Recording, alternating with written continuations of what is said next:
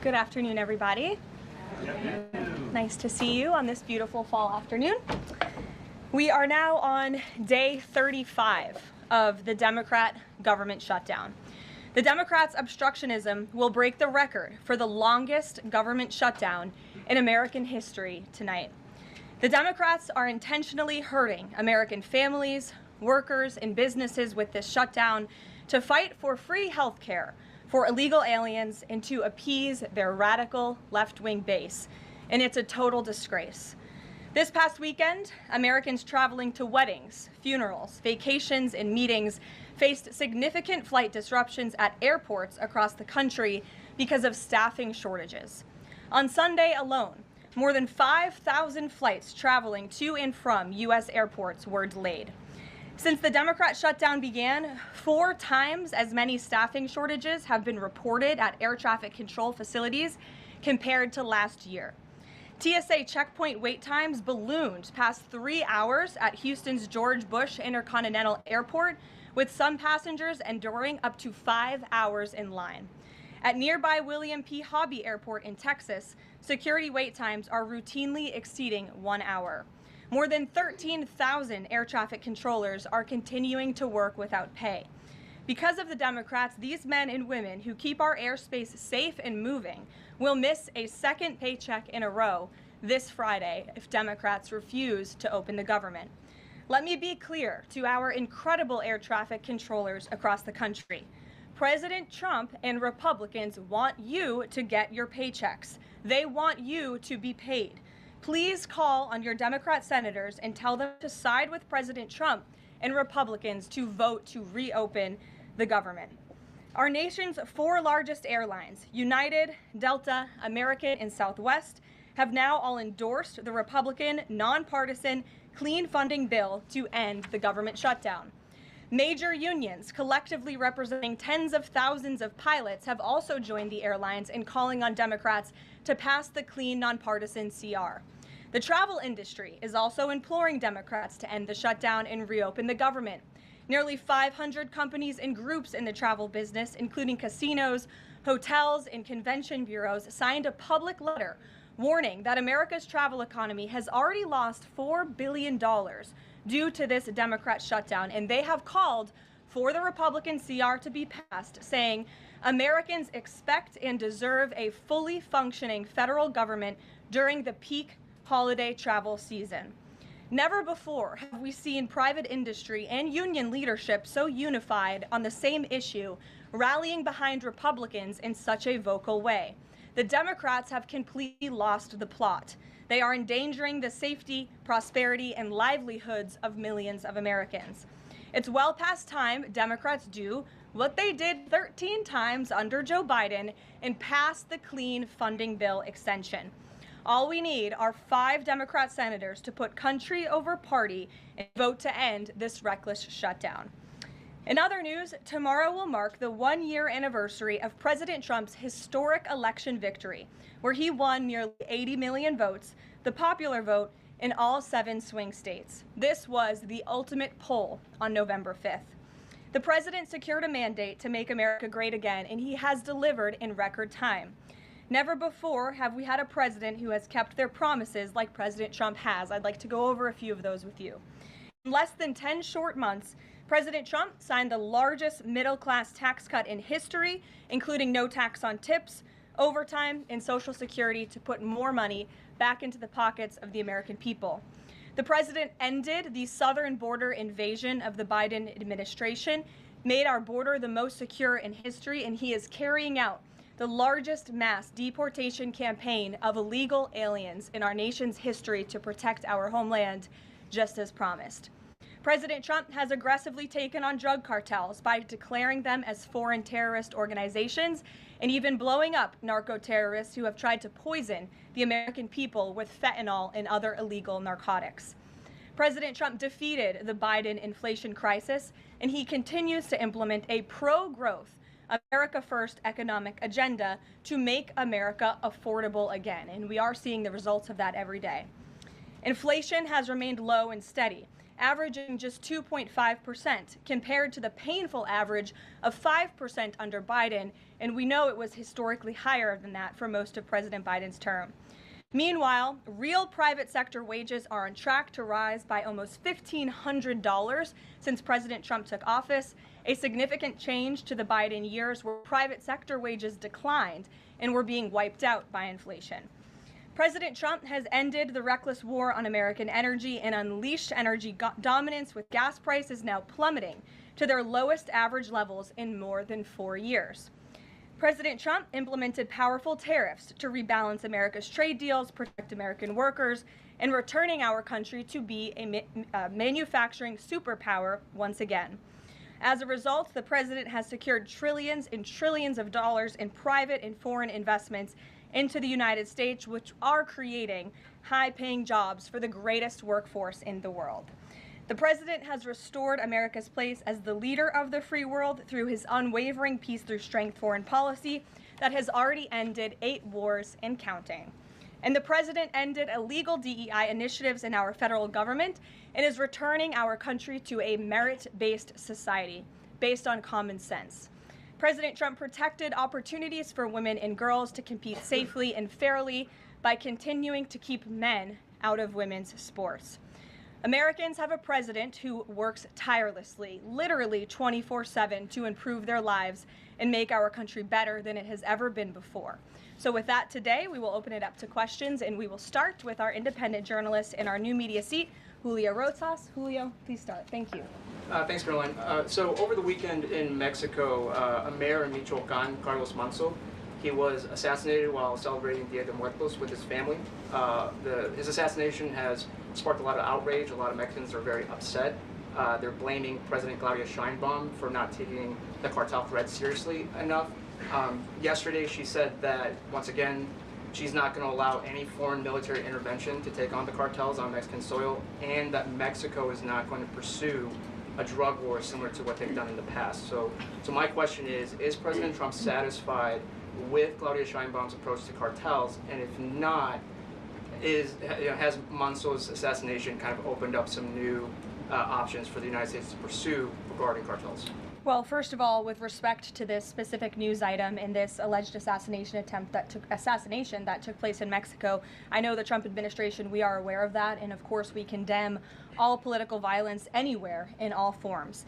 As for Claudia Sheinbaum and the president's relationship with her, I think he has a lot of respect for her as president of Mexico, and he also really appreciates the coordination that she has provided to the Trump administration. I can't speak for her and what she's doing internally in her country. I can speak for the president in saying we are continually pushing Mexico to do more to tackle the drug trafficking and the drug cartels within their country, and we are working with them in any way that we can. And the president has obviously used the full range of executive options in his authorities to crack down on drug trafficking at our southern border and to designate these cartels as foreign terrorist organizations and additional actions as well.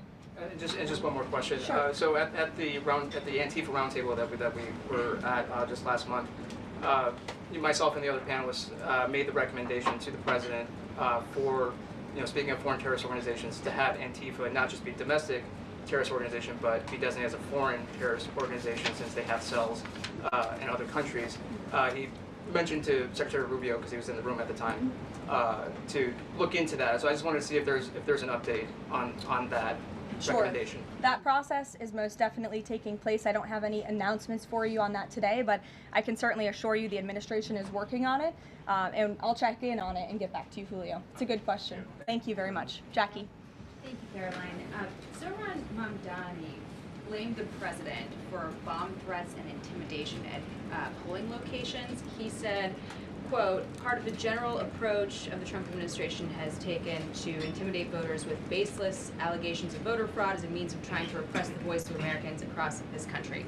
I want to give you a chance to respond to that. Yeah, I saw those comments from Mamdani. I think they are completely irresponsible, and they are based on zero evidence. And I think this is just another example of how the Democrat Party unfortunately stands for nothing. All they stand against is President Donald Trump. And I think it's quite sad to see that we have someone at the top of the ticket on an election day today saying such things about the president when he obviously had absolutely nothing to do with those threats. And on the shutdown, Democrats have been pretty quiet about the president's push for the nuclear option, terminating the filibuster. Is there any concern around here that Democrats might actually want Republicans to get rid of the filibuster so that one day, when they're in power again, the door's already open for them to pack the Supreme Court, give statehood to D.C. and Puerto Rico, make mail-in balloting permanent, those kinds of things? I think the president has been very realistic and strong in his position on the filibuster. He's been very vocal about it. I just spoke to him about it. He feels really strongly about this. Republicans need to play tough and they need to play smart. That's how the president feels. And we know that Democrats, if they are ever given a chance at power again in this city, they will absolutely take away the filibuster from the United States Senate. In fact, you had 49 Democrats who already voted to do this before. The only reason it did not move forward was because you had 2 Democrats who are no longer in office because they were run out of town by the far left radical base of their party.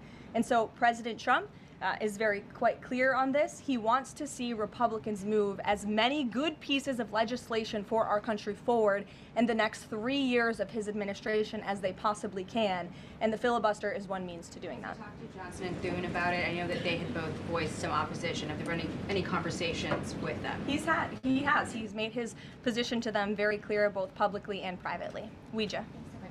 Can you help clear up some confusion about SNAP benefits? Because Sure. The president just posted that they will only be given out when the radical left Democrats open the government and not before. Mm-hmm. But just yesterday, the administration said it would comply with a court order to expend the full amount of SNAP contingency funds by end of business day yesterday. So did the administration distribute that money or defy that court order? No, the administration is fully complying with the court order. I just spoke to the president about it. The recipients of these SNAP benefits need to understand it's going to take some time to receive this money because the Democrats have forced the administration into a very untenable position. We are digging into a contingency fund that is supposed to be for emergencies, catastrophes, for war. And the president does not want to have to tap into this fund in the future, and that's what he was referring to in his Truth Social post. So the Department of Agriculture, as for the latest SNAP payment in the judge's order, put out guidance to states today on how to get that money to the recipients of SNAP. But it's going to take some time. The best way to get the full amount of SNAP benefits to those beneficiaries is for Democrats to reopen the government. So to anyone who is a SNAP beneficiary at home who needs that assistance, and the president was just saying, this is for people who are truly needy, who need food, who need this assistance from the United States government. Democrats are holding it up and making it difficult for the administration to get those payments out the door. So if you are at home and you want your SNAP benefits, call the Democrats and tell them to reopen the government. Blocking that contingency fund for the future if this shutdown lingers on? Look, the president does not want to have to continue to dip into a contingency fund that doesn't even have enough money, by the way, to fund the full program. It takes $9 billion to get the full scale of the benefits out the door. This contingency fund only has about $5 billion in it. So again, Democrats need to reopen the government so we can get these benefits out the door for people who truly need them. Kate. Thanks. The president suggested that if Mamdani wins, that he would cut federal funding to New York. How much funding would be impacted? What would be impacted there? Well, look, we won't get ahead of the election results, nor will I speak to what the president may do in the future. We'll see how tonight goes, and then I'll let him speak on it further. And why did the administration exclude Democratic lawmakers last week? There was a briefing about U.S. strikes on alleged drug trafficking boats. Why were those Democrats excluded? The administration has briefed Congress on these matters 8 separate times, and Democrats have been included in those briefings. In fact, I know that Secretary Rubio will be on Capitol Hill tomorrow to brief the Gang of 12, which includes Democrats as well. So the president's made it very clear. If senators want to understand the administration's operations against narco drug traffickers, we are very happy to speak with them about that, and we will continue to do so. But we've been incredibly transparent. As I said, there's been 8 briefings on this topic, with the 9th coming tomorrow. Rachel. Thanks, Karoline. There's been some reporting out there about the possibility of furloughed workers not getting back pay. We know that the president signed that bill into law in his first term. Does the administration guarantee that all furloughed workers will get back pay? This is something we are very much open to discussing with Democrats as part of the discussions about the continuing resolution to keep the government open, and it's something that Republicans are talking with Democrats about right now. I won't get ahead of those negotiations or discussions. That's a possibility that may not happen, even though it's law. I just said Republicans in the White House are very much open to discussing this with Democrats. And then just one last question. As this government shutdown now drags on, about to make history as the longest government shutdown in American history, can you talk about what the president is personally doing to try to see an end to this? He's pushing Republicans to keep voting and to keep opening up the Senate floor to vote for the clean continuing resolution. He had the Senate Majority Leader and the House Caucus Leader, Hakeem Jeffries, here at the White House to talk about this in the very early stages, to give them a chance to come to their senses and avoid this entire government shutdown at the very beginning. And they chose not to. And I think it's been very clear to everyone in this room and to everyone across the country that the Democrats are playing partisan politics with our United States federal government. And all Republicans have wanted to do for the last 35 days is reopen the government. That has been the president's position since day one. It is his position today on day 35. And all we need are 5 common sense Democrats with have a little bit of courage and come to the table and vote with Republicans. I saw Senator John Fetterman on television last night saying that he hopes more folks in his party will step up. And we certainly agree with him on that point. Sure. Karoline, the president posted on True Social that the voting underway in California is, quote, rigged. What evidence does he have of that, and what does it mean that mail-in ballots in that state are under legal and criminal review? By whom and why? And also, in this vein, does the White House still plan to issue an executive order banning mail-in voting, and what legal authority do you have to do that? The White House is working on an executive order to strengthen our elections in this country and to ensure that there cannot be blatant fraud, as we've seen in California with their universal mail-in voting system. It's absolutely true that there's fraud in California's elections. It's just a fact. It is just a fact. They have a universal mail-in voting system, which we know is ripe for fraud. And if you want to deny that, I'm happy to provide you all of the evidence for it. I'd be glad to send that to you after this briefing. Rigged. Fraudulent ballots that are being mailed in the names of other people, in the names of illegal aliens who shouldn't be voting in American elections. There's countless examples, and we'd be happy to provide them. As for executive action the White House is taking, yes, we are looking into that. And like any executive order, of course, any executive order the president signs is within his full executive authority and within the confines of the law. Stephen. Thank you, Caroline. I've got 2 questions I'd like to ask you about New York, but first I'd like to ask you about breaking news from the Attorney General. She revealed just about an hour ago that the Biden Justice Department seized President Trump's official first-term phone and subpoenaed his private phone records. Do you have a reaction to that? And also, do we know if they actually got those private call records? I saw the Attorney General's post on that. For additional questions, I would refer you to the Department of Justice, but I think this is just further evidence of the egregious overreach and weaponization of government that took place under the previous White House against then former President and now President Donald J. Trump. It was a clear effort by the Biden White House and the Biden DOJ to go after the president, and this is just further evidence of that.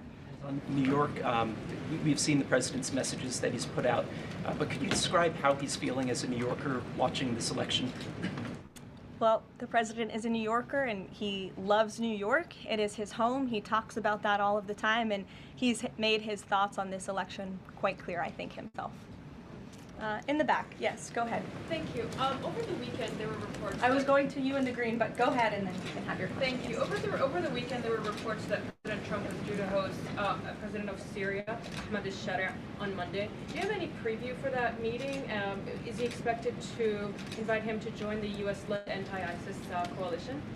I can confirm that that meeting will be taking place here at the White House on Monday, and this is part of the president's efforts in diplomacy to meet with anyone around the world in the pursuit of peace. And as you know, when the president was in the Middle East, he made the historic decision to lift sanctions on Syria to give them a real chance at peace. And I think the administration, we've seen good progress on that front under their new leadership. And so he will be here at the White House on Monday, and I'll let the president speak further on Monday.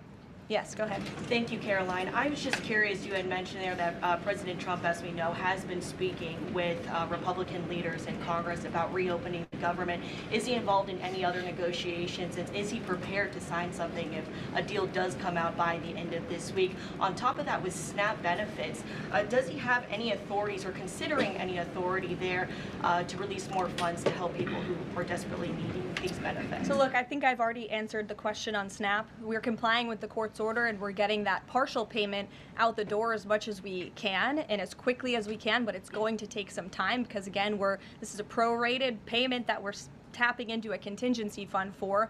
The best way to get those payments out the door is for Democrats to reopen the government. But yes, the president is in constant communication with his friends on Capitol Hill. They know, they call, he answers, he picks up the phone. He's a very transparent president in that way. And as soon as the Democrats pass the clean continuing resolution, President Trump will be here to sign it. Michael. Thank you, Caroline. President Trump has threatened to go into Nigeria guns a-blazing if Nigeria's government does not stop the killing of Christians in that country. Has the White House heard back from Nigeria's government on this threat?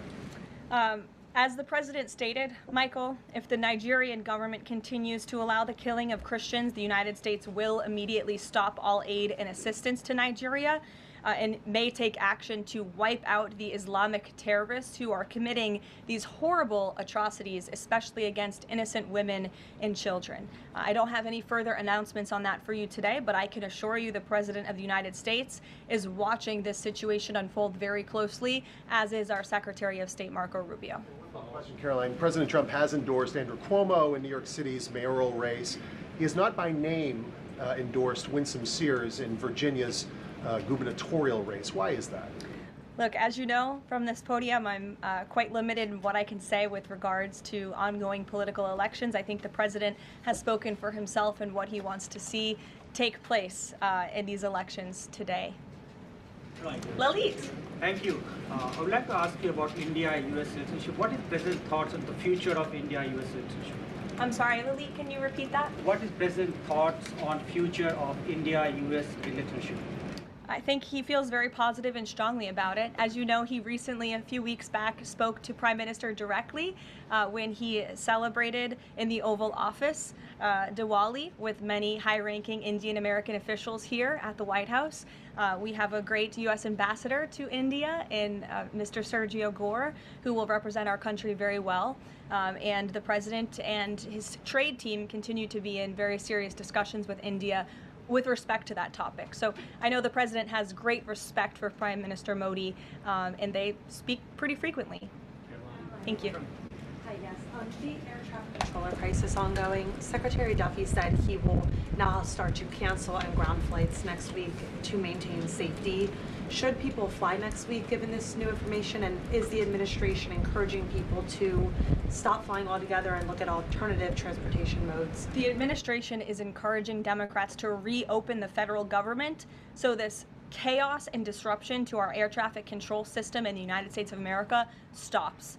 It is ridiculous that we have even gotten to this place and that the Democrats have continued to shut down the government with 35 days, our air traffic controllers continuing to work unpaid, every single major airline in our country coming out and begging the Democrats to please reopen the government. And you had a Democrat staffer who was quoted, I believe in Politico a few weeks back, saying, short of planes falling out of the sky, we are not going to reopen the government. That is a reckless and dangerous statement from someone who didn't want to put their name on that statement, but we know it came from the Democrat Party. And I think we're very clear. We want to reopen the government so we can resume travel in the safest and most efficient way possible, especially as we head into the busiest travel season of the month. We have Thanksgiving in a few weeks. And so Americans across the country need to make it very clear to their Democrat representatives that we want this government to be reopened so we can resume safe and efficient travel. Fran. Caroline, as of last I checked, the president still had not commented on the death of former Vice President Dick Cheney. Is the White House involved in funeral arrangements in any way? Does the president plan to speak at the funeral? Has he spoken to anyone in the Cheney family today? And does the White House have an opinion on whether or not the former vice president should lie in honor or stay in the Capitol? I don't believe the White House is involved in that planning, or at least hasn't gotten to it yet. I know the president is aware of the former vice president's passing, and as you saw, flags have been lowered to half staff in accordance with statutory law. Jasmine. Thank you. Back on the question of the filibuster, how much political capital is President Trump willing to expend to get Republicans to do what he's asking? I mean, will we see him at the Hill? Will he be calling folks over here? What exactly is President Trump planning to do outside of these true socials and maybe some of these private conversations to get Republicans to fall in line? Look, I think you'll see.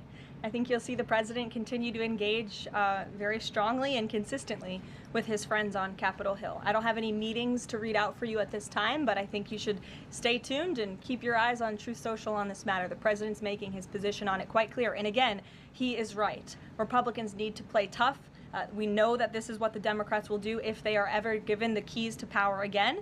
And he wants to pass as many good pieces of legislation as we possibly can for our country and for our people. That includes election integrity reforms. It includes additional tax policy. It includes, fixing our immigration system further in ways that only Congress can. And the president fears with a Democrat Party that is so radical and opposes everything he does and everything he says, this is the only option for Republicans to move forward. Karen. Question. President Trump said to CBS in the 60 Minutes interview that he did not know the Binance founder, which he pardoned. What exactly did he mean for that? I know it caused. He means he does not know him personally. He means he does not have a personal relationship with this individual. And when it comes to pardons, the White House takes them with the utmost seriousness, and the president understands the responsibility that he has as president to issue clemency and issue pardons to individuals who are seeking that. That's why we have a very thorough review process here that moves with the Department of Justice and the White House counsel's office. There's a whole team of qualified lawyers who look at every single pardon request that ultimately make their way up to the President of the United States. He's the ultimate final decision maker. And he was very clear when he came into office that he was most interested in looking at pardoning individuals who were abused and used by the Biden Department of Justice and were over-prosecuted by a weaponized DOJ. And the individual you're referring to, that was certainly the case. Even the judge in his case said that the sentencing that the Biden administration was asking for was egregious and went too far. And so the president is correcting that wrong, and he has officially ended the Biden administration's war on the cryptocurrency industry, and I think that's the message he sent with this pardon. Karen, yes. Back on the issue of back pay for furloughed workers, you said that the White House is open to discussing that with Democrats, but what would that discussion even be? There was a law, the president signed it in 2019.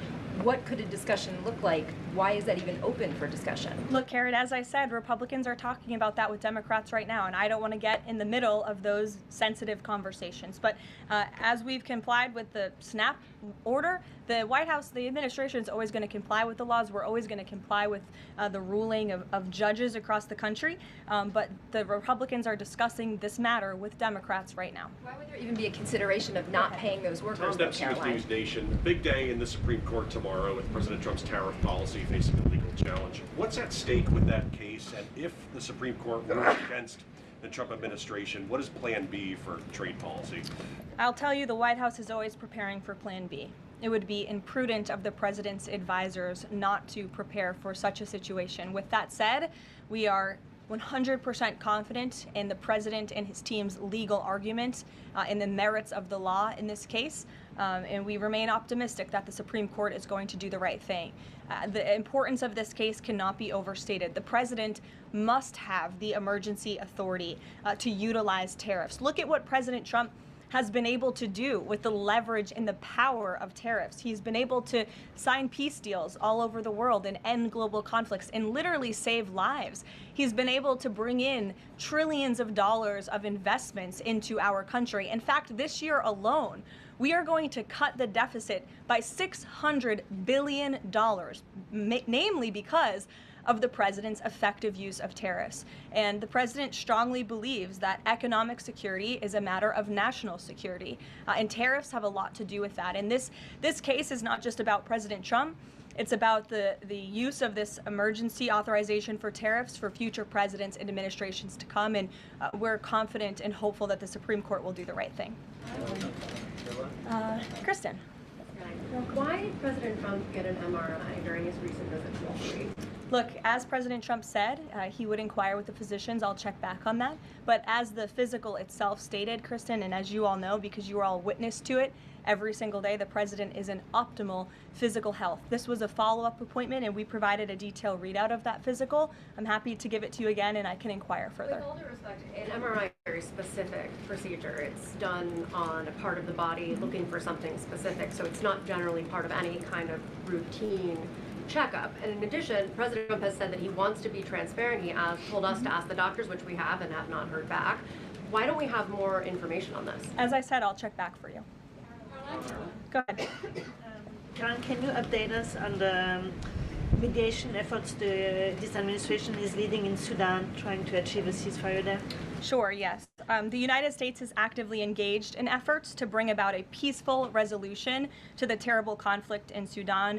We remain committed to working with our international partners, including Quad members, Egypt, Saudi Arabia, the UAE, as well as others, to lead a negotiated peace process that addresses both the immediate humanitarian crisis and the longer-term political challenges. I actually spoke with Secretary Rubio about this morning, as of course there's been, kind of an uptick in recent reporting on the matter, and he assured me that the administration is very much engaged. We're in pretty frequent communication with those Arab partners that I just mentioned, and we want to see this conflict come to a peaceful end, just as we have with so many others, but the reality is it's a very complicated situation on the ground right now. Karoline? Yes. Hi, yes. Just trying to go back into the subject of Mexico. Is the Trump administration planning to send U.S. troops to Mexico to combat drug cartels, as reported by other outlets? That's not something I would confirm from this podium if it were happening, so I will not comment on that. Eamon. Thank you, Caroline. Why did the president decide not to go to the Supreme Court tomorrow? He had indicated earlier that he might want to go and attend in person. Yeah. Now he's saying he's not going to go. Why? The president did have an interest in attending the Supreme Court hearing tomorrow, as I just expressed how important it is to him, the administration, and the country, this case. But he is traveling to Miami tomorrow, as you all know, to give an economic address with the mayor of Miami and many global business leaders to talk about his historic success with the economy over the past 10 months and talk about sort of where we are headed as a country in terms of our economy. So he'll be traveling tomorrow on the road in Miami. That's why he won't be here, but Secretary Scott Bessent will be in attendance at the hearing tomorrow at the request of the president. He has said that he doesn't want to export the high-end NVIDIA chips to China, correct. but the Wall Street Journal reported yesterday that there was some question about whether the president would raise this as a possible concession with the Chinese side during his meeting with Xi Jinping. So does the White House consider NVIDIA chip exports to China to be a closed issue right now, or is this an ongoing negotiation between the United States, China, and NVIDIA at this point? The president has made his position on this very clear, both to the Chinese and also to all of you. He's answered this question directly. As for the most advanced chips, the Blackwell chip, that's not something we're interested in selling to China at this time. Annie. Does the president think that the results of the Virginia or New Jersey gubernatorial races tomorrow, or statewide races tomorrow, will in any way reflect a voter sentiment towards his administration? Look, Annie, I'm not at liberty to talk about the election results, and I certainly won't get ahead of them. I'm not going to engage in hypotheticals that may or may not happen tonight. We'll have to watch and see. And I'm sure you'll hear directly from the president tomorrow on that point. On SNAP, just really quickly, is there anything that prompted the president's tweet this morning? Because it did seem quite different from some of his other communications about SNAP. It seemed a little bit out of the left field. I'm just wondering if he had a conversation or if there's anything you're aware of that caused him to decide to, at around 11 o'clock, to send out that message. Look, the president is constantly well read on the news, as you know, and he is very much aware we are in day 35 of a government shutdown in which these SNAP benefits, we're pushing them out the door. USDA put out that guidance to the states this morning. The president was aware of that, and he wants to make it very clear that these benefits are in jeopardy because of the Democrats, and they should just open the government so that we can continue getting these funds out the door in an easier and more efficient way. There's some new reporting that just dropped a few minutes ago that the Trump administration is negotiating with the makers of Ozempic to sell some weight loss drugs for $149 a month. That's according to the Wall Street Journal. Do you have any more information on that? Can you confirm that? I think the president has said himself in previous Most Favored Nations announcements that this is something that the administration has been engaged in and looking into. I won't get ahead of the president on any future announcements, but I will echo his strong commitment to bringing down drug prices in this country. And you've heard it directly from Secretary Kennedy and Dr. Marty McCary and his entire Health and Human Services team, how committed the president is to bringing down the cost of drugs, and we're working with pharmaceutical companies to do that every day. Very quickly, Caroline, on SNAP. I know it's been asked, and I know Ouija asked it, but I want to put a fine point on it. You talked about president's post here, and he wrote that SNAP benefits will only be given when radical left Democrats open up the government. I understand your previous answers, but as written, how would that not violate court order as it's written? I've now answered this question several times, Gabe. We are complying with the court's order. We are getting the payments out the door as quickly as we can. USDA sent the guidance to the state. The president is referring to future SNAP payments. He does not want to have to keep tapping in to an emergency fund and depleting it. In the case of a catastrophe in this country, he wants to have those funds preserved, as they should be. And he's made it very clear Democrats should reopen the government. I have one final positive note for all of you. I told you I would keep you posted when the White House would resume public tours. Well, I'm pleased to announce the Office of the First Lady has reopened the doors for public tours on Tuesday, December 2nd. There will be an updated route, of course, for guests in light of the ballroom construction that's taking place, but we very much look forward to celebrating the holiday season. And the public and members of Congress and anyone who wants to come visit the First Lady's beautiful decorations is welcome to go to whitehouse.gov/visit to sign up for a tour. Thanks, guys. We'll see you tomorrow. Thanks, Caroline.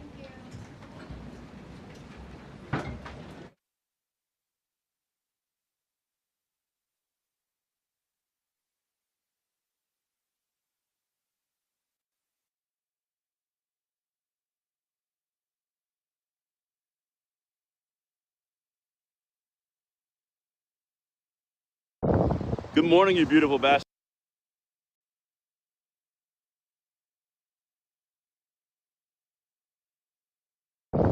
Good morning, you beautiful bastions of freedom. I'm coming to you beachside, but this one, I'll be honest with you, I just wanted to get that in the background because I'm fishing. Guys, did you see what happened last night? Again, this whole like slow leak out of like, we're never gonna find deal, we're never gonna find consensus, we hate them, I hate them, you hate them, we all hate them. By the way, we've been talking in the background for 15 days now. A gang of 18 senators talking about negotiating the shutdown because after all, we don't need to be shut down. Yeah, guys, we're gonna walk through that in a second. Make sure you hit that like button, subscribe to the channel, and turn the notification bell on. All right, listen, I've been telling you, because we've been paying super close attention together, that something's going on around this whole leaked out date of Wednesday or Thursday of this week to end the shutdown, okay? And this video is not about, or short rather, is not about the shutdown and the magical thing that everyone hates, and it's not about that.